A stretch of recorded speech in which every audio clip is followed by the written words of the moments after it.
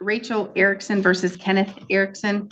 Appearances are Mr. Erickson appears in person without counsel. We have Stephanie Thomas Schmidt, Corporation Counsel, appearing in person. We're set today in this matter for a hearing. Mr. Erickson, I believe, motioned the court to be heard on a few issues. Briefly, Mr. Erickson, do you want to update the court? Tell me what you're looking at. Yeah, I wrote you a letter. I read it. Okay. Yeah, well, you sent it to me back in, what was it, May 5th for, it was 10 days. And, well, when I got out, well, I was doing a job search for twice a week, whatever. Well, then they mailed me this. Child support did. Well, then they put out a warrant for me. So I sat another 20 days and they didn't find me in contempt. So. What are you asking? Well, I'm asking is that I said an extra 20 days for nothing. Why would they put a warrant out for my arrest for doing what you told me to do? And they didn't find me in contempt of it. They just made me sit in jail for another 20 days. I mean, what for? Okay. Ms. Thomas Schmidt. Mr. Erickson was found in contempt on March 5th. His sentence was amended to 30 days with 10 imposed and stayed, including 1 day of credit for time served. A warrant and commitment order was done on May 14th. Due to non-compliance at that time, we had not received any work searches. We had not received any, I don't believe we'd received payments, but I'll have to double check where that was in the file. No payments, I'm being informed. So we did request the warrant to lift the stay for, I believe we requested the warrant to lift the stay for that 10 days, 10 of those days, and he did sit in jail for 90 or for 20 days, I apologize.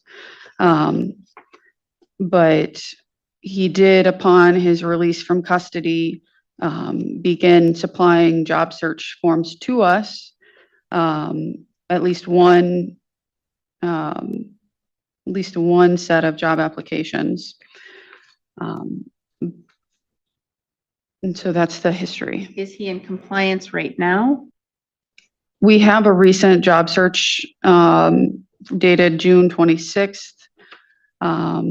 He's due to supply another, but we're not seeking to incarcerate him anymore at this time. We're seeking to let him try to purge himself. All right, so back on the purge conditions? Yes. Okay. See, Your Honor, my youngest kid is 25. I mean, I know these guys are for child support, but they're for the ones that stay at home that are underage. I mean, they need school clothes, they need stuff for school. Well, when my kids grew 18 and out of the house and moved on, my case from these guys go up to the main headquarters. I mean, I shouldn't have to deal with these guys anymore. I mean, my youngest one's 25. I mean, they don't live around here and they don't go to school anymore. But Mr. Erickson, so you can understand, these are arrearages. This is the amount of money in child support you should have paid to support your children when they were under the age. Yeah, but yeah, I know that, but she never really had them because she moved up to Tennessee, left the two boys here and took the girls there. I had to serve her papers to bring my daughter back here, and somehow that got thrown out of court. I mean, Mr. Erickson, I'm hearing your frustration. And I do understand that your youngest child is now 25. However, these are arrearages. The only way that this will be taken care of and would be if you pay all of the child support. I think it's $30-some thousand in arrearages, or if Ms. Hess, I don't know what her last name is. She'd been married so many times. if Ms. Hess were to waive all of the rest of the child support that you would have owed her. That's the only way. Because if you had an issue and you said, well, she's not really supporting the kids, the two kids live here and in Tennessee, that should have been brought up in 2012 or whenever that occurred. We can't go back in time and we can't now argue that. But now if I was found in contempt, I would have another court date, you know, but they didn't find me in contempt. I mean, because they let me out on June 15th. Here's the warrant. That was on Father's Day on a Sunday. I mean, so they didn't find me in contempt. Because I would have had another court date if I would have been found in contempt. You were found in contempt. You were found in contempt a long time previously, and the court did order sanctions. And in order to not have those sanctions of sitting in jail, you needed to comply with all of those purge requirements, those conditions that the court set, such as giving, I think it's 2 job applications a week to child support and paying your arrears. I did. I've done all that. We have one, I mailed it to them. It was government center for that county. 7410 County Road K, Saturn, Wisconsin. Ms. Thomas Schmidt, how many job applications do you have? we have one sheet with 2 applications, one for the cheese store Burnett Dairy and one for Hardware Hank. That's because I brought it up to them. Because I knew there was somewhere in the road, they were gonna say something like that. So I had my dad bring me up to him, and I applied at my dad's work. He's back there. I applied at my dad's work and I applied at CLO, so. Well, I'm glad to hear that. Make sure you give proof to the child support. With regards to the jail that you've sat, you do get credit for that. And I can't, that is what was ordered in the remedial contempt order. And then you ended up sitting that time.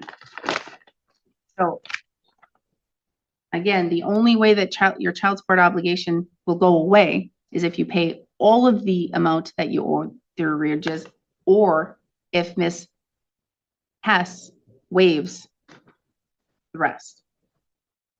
Okay? Well, since she got remarried, can't I collect alimony off her? I mean, No, since why not? that's not the law. Yeah, it is. It She sure got, is not. when we got divorced, you know, the other one got married, the other one could surely collect alimony. That is not accurate at all. I'm pretty sure it is. I'm pretty positive it's not. Pretty positive it's not. Hmm. And it's not alimony, it's called maintenance. That's what it's called? Yes. And there is nothing in the law that says once your ex-spouse remarries, you get to now go after her for maintenance. It's just not the law. I don't know. I think it is. You find me case law and you find me the statute that says that, I'd be happy to hear you on that issue. Right. But I mean, there's only so many jobs I could fly at. I mean, especially when I don't have a car. All I have is a bike, you know. I can only go so far. There's a lot of jobs that you can do online if you have. I don't have a phone. I don't have a computer. I don't have any of that. Well, hopefully your dad can employ you.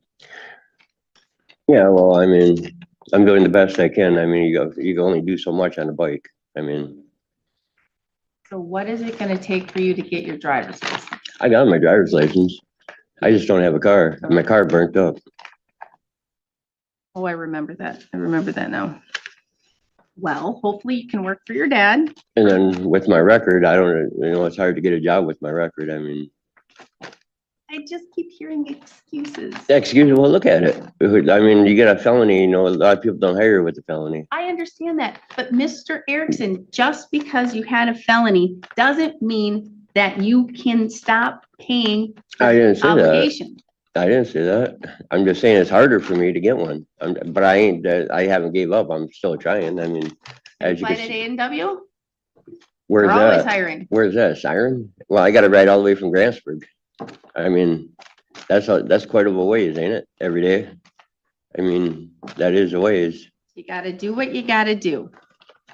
And if it means you have to become a triathlon person or Yeah, want well, to you get know, in shape and ride your bike, you know how hot it is out there? I mean, the heat would kill you. I mean, more excuses, right? Yeah. yes, more excuses. Yeah, well, I like to see somebody else try that every day, riding a bike in the hot heat. I mean, Mr. Erickson, it's- I'm just gonna be blunt with you. You put yourself in this situation. no, I didn't. You did. No, I didn't. You didn't. No, I You didn't. didn't commit the crimes that got you the felonies that No, I prohibit didn't. you or actually limit your ability to get a job? No, I didn't. You didn't get those charges and convictions? No, I got those charges, but it wasn't for me. I mean, they're all lies that are on there. All lies. They're all lies. Anyway, okay. Mhm. The court is going to credit you the amount of time that you did sit. The purge conditions are back into effect. So all you can do is comply with the purge conditions. Anything you want to add, Ms. Thomas Schmidt? Just that given the credit, there would be 9 days stayed still. 9 days stayed. All right, so you face 9 days if you don't pay, you don't do what you need to do with the purge conditions. But if those are all set, then you start over. Oh, All right, well, I'm sorry this couldn't have been a little bit more fruitful. Just continue to apply for jobs and give those to Ms. Thomas. you can only apply at so many. That's what I hear. Oh, well, how many do you think there are out there? I mean, how many jobs do you think I could apply at? I mean, I applied at, I don't know how many, about 8 of them already. I mean, there's only so many in the area. I mean, there ain't like 1,000. I guess you should just give up then, huh? Well, I haven't gave up. But I'm just saying, how many more, I mean, how far can I can't ride a bike 60 miles? I mean, You have other how about, options. can I work how if I work for this place, you know? You can borrow money from your father and get a. They don't have any money. I mean, I don't know what else to tell you, Mr. Erickson. I do have to move on with my other cases though on my calendar. So, but I am doing the best I can. I mean, I'm trying. I appreciate mean- that. So keep doing that, keep giving it to Ms. Thomas Schmidt, and then hopefully you're gonna meet your purge conditions and they'll all be good to go. Okay? Well, I'll try. I mean, I don't know. If, Yes, that's all I can say. I don't want you talking to her. All excuses. Okay, you're Excuses. adjourned. Thank you. Mr. Reynolds.